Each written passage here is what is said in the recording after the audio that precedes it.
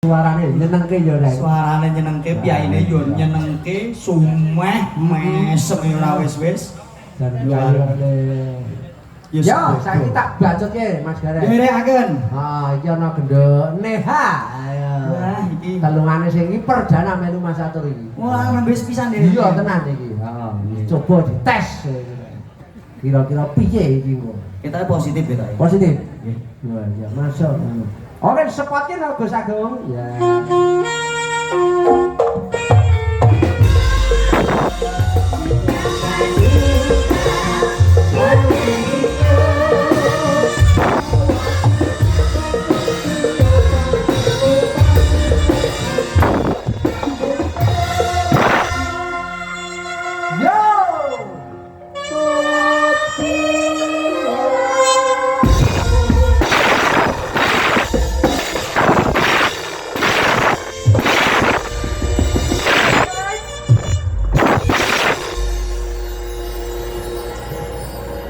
Neha.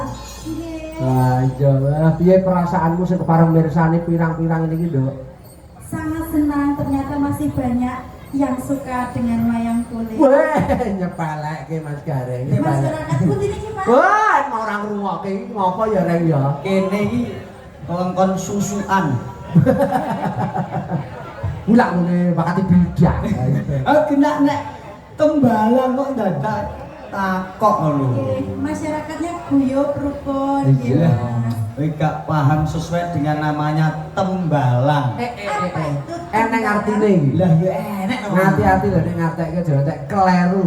Boten, tem itu tempatnya nyaman, damai, sejahtera, masyarakatnya guyub rukun. Betul. Tembak. Itu bangunannya ditata rapi sehingga kelihatan asri dan menyenangkan. Di sini tuh mayoritas kos itu banyak sekali. Kandhani kok. Ya, tembak lang. Langganan wayang kulit saben tahun muga-muga besok tak jalanke nggih Mas Catur melih, garenge yo tetep aku melih. Amin. Pokoke janji ora ujar ora kaul. Ah! Tahun ngarep nek wayangan Mas Nugroho laras kok garenge kula melih insyaallah regane ajek. Lho. Kok wani mutusi gareng di rumah sakit. Soal apa aku roh bocorane saka panitia.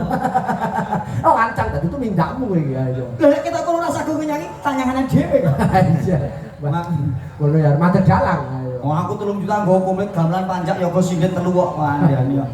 3 juta ki aku. Ya, ramah itu ayo. Mbok ukur carane ndi ya. Modele aku pamlet Mas. Neha. Mbak Yuneha malih Mbak Yuneha. Bawa sing apik nduk kaya apa nduk Suwan tak ruwake le tenanan nduk. Piyayi kok sampeyan iki tenan wis dikojake Nugroho laras ki wiwit beberapa job yang lalu lho.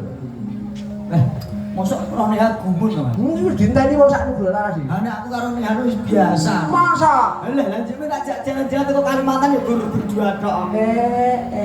Bareng-bareng kok kono lah kok rek nesu terus tak pedhot ngono ae aku. Wong kok senane jare setia. Lah yo biyen sak durung itu bojo. Oh, iya. Mula saiki aku rada isin. Biyen tak mau urung ngene iki yo. Saiki Alah wong kok leko bagus sih. jenengan gak paham Mas.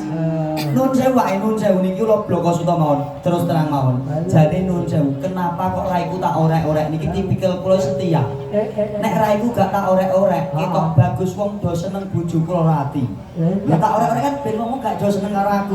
Bojoku ayo matine. Tipikal wong setia ngene iki, Mas. Ora kok jenengan, wah wong singen itu bojoku kabeh piye ya. Wong kuwi asline ya. Nek nang ngarep ketoke apik alah mburine malah ora ngono kuwi. Sing kandha sapa? Aku. Neha kok ngarep apik mburi dijel kowe enake mbok Mas dijawab. Tak andani iki duwe titik marang kurang do ngarepe Mas Amu. Wes jan. Mulai meneh hae tak kon madu krono terus. Oh nang guri yo enak to. Kandhani Mbak Neha. Nek dedek kene sing sabar ya. Ora apa-apa. Ora kok perkara ora apa-apa no. Dalange rada gragas. Malah senang ngino. Ora ngino, nyatane karo sing itu tukaran terus kok no. Ora apa-apa. Kalau mboten derek-derek. Ya, nebak. Nebak apa nak? Nebak apa? Bawa pisan kas meneh. Oke, cocok. Wah, nek Mbak Neha bawa nyenengke ati yo. Ya udah. Pangker mawon. Oh iya.